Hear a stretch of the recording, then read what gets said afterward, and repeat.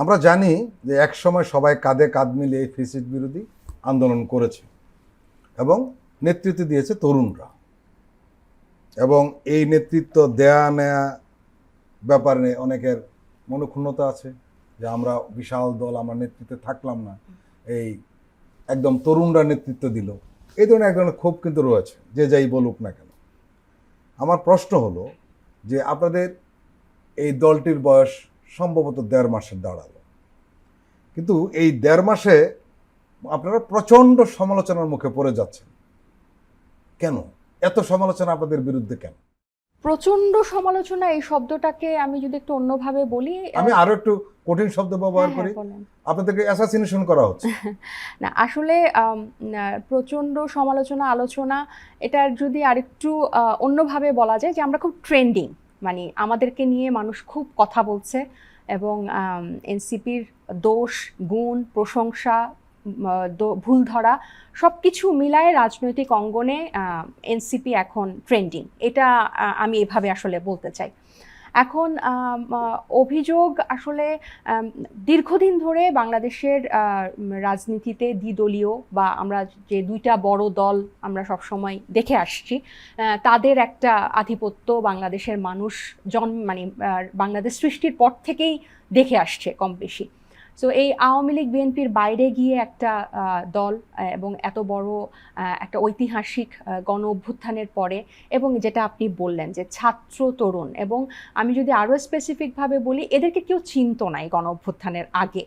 তো এরকম অচেনা অজানা নির্দলীয় একদল ছাত্রের আহ্বানে যারা পুরো বাংলাদেশকে একত্রিত করেছে এবং এরকম একটা নৃশংস স্বৈরশাসক ফ্যাসিস্ট হাসিনাকে ফেলতে পেরেছে, তো তাদের প্রতি মানুষের একটা, তারা যে রাজনৈতিক দল করবে তাদের প্রতি সাধারণ মানুষের একটা আগ্রহ থাকবে। পাশাপাশি সাধারণ মানুষ এটাও আশা করে যে তারা কোনো ভুল করবে না, ভুল ইন এ সেন্স যে বিগত যে রাজনৈতিক দলগুলো, বড় রাজনৈতিক দলগুলোর মধ্যে যে ধরনের রাজনৈতিক অপসংস্কৃতি ছিল, দুর্নীতির অভিযোগ ছিল, দলীয়করণের অভিযোগ ছিল, এগুলা নতুন দল করবে না। নতুন দল শুধু বাংলাদেশ নিয়ে কাজ করবে, বাংলাদেশপন্থী হবে, বাংলাদেশের মানুষকে গুনবে সত্যিকার অর্থে। কারণ রাজনীতি করে কিন্তু গুটি কয়েক মানুষ, তার বাইরে কিন্তু একটা বিশাল জনগোষ্ঠী অরাজনৈতিক, যারা কিন্তু এই গণ অভ্যুত্থানের অন্যতম স্টেক হোল্ডার, তারা কিন্তু পরবর্তীতে রাজনীতিতে আসে না, কিন্তু তারা তাকিয়ে আছে যে কেউ এই রাজনীতির ধারাটা পরিবর্তন করবে। সো এইরকম একটা দল যখন এতদিন পরে, এত বছর পরে, এতগুলো দশক পরে আত্মপ্রকাশ করে, স্বাভাবিকভাবেই তাদের দিকে সব ক্যামেরার ফোকাস থাকবে, সব মাইক থাকবে, এটাই স্বাভাবিক। সো আমরা এটাকে আবার পজিটিভলি নেই। যত সমালোচনাই হোক, যতই সমালোচনার কেন্দ্রবিন্দুতে থাকি, যতই অভিযোগ আসুক, আমরা কিন্তু এগুলোকে অ্যাপ্রিসিয়েট করি, যে কারণ এটার আরেকটা মানে হচ্ছে যে মানুষ আমাদেরকে নিয়ে ভাবছে, প্রতিনিয়ত ভাবছে, এবং আমরা মনে করি যে এই যখন প্রশংসা করে তখন আমরা অনুপ্রাণিত হই, এবং যখন আমাদের দোষ ধরে তখন আমরা সেটা শুধরানোর একটা সুযোগ পাই। আপনাদের দলটির বয়স একেবারেই কম, আমরা বলছিলাম 1.5 মাসের মধ্যে। ঠিক এই স্বল্প সময়ের মধ্যে এই দলটির তুল্যমূল্য বিচার করার সময় কিন্তু এখনো আসেনি। এরপরে যদি আপনাকে আমি প্রশ্ন করি যে এই দলটির শক্তির জায়গা কোন জায়গায় আর দুর্বলতা কি? যদি আমি শক্তিটার আগে বলি, শক্তিটা হচ্ছে যে মানে একদম একঝাঁক তরুণ নেতৃত্ব এবং অর্গ্যানিক, আমি যেটাকে আসলে বলতে চাই আর কি, যে বাংলাদেশের রাজনীতি সম্পর্কে সচেতন, শিক্ষিত, মেধাবী, পরিশ্রমী, এরকম একঝাঁক তরুণ নেতৃত্বে কিন্তু এই দলটার মধ্যে আছে। এবং এই যে আমাদের যে দীর্ঘদিন যে পরিবারতন্ত্র, প্রতিটা মানে একটা পরিবারের লেগেসি আমরা রাজনীতিতে দেখেছি, এটা এখানে মানুষ পাবে না। এখানে 200টা পরিবার থেকে 200 জন উঠে এসেছে, এবং যার কারণে বোঝাপড়াটা এবং পুরনো কোনো কিছু ফিরিয়ে না আনার প্রবণতাটা মানে রাজনৈতিকভাবে এদের মধ্যে বেশি। এবং আরেকটা দিক হচ্ছে যে এখানকার বেশিরভাগ যেহেতু জেনজি বা এর পরবর্তী অ্যাভারেজ বয়স যদি আমি 30 ধরি এরকম, তাহলে সবাই কিন্তু বৈশ্বিকভাবে খুব কানেক্টেড, মানে ইন্টারনেটের যুগে। সো তারা বহির্বিশ্বে কোন দেশে কোন পার্লামেন্টে কি হচ্ছে, কোন রাজনৈতিক দলের কি কি হচ্ছে, কি ম্যারিটস কি ডিম্যারিটস, তারা কিন্তু এটা কম্পেয়ার করতে পারছে যে এটা আমাদের দেশে নাই কেন, বা এটা ওখানে ভুল হয়েছে, এটা আমাদের করা যাবে না।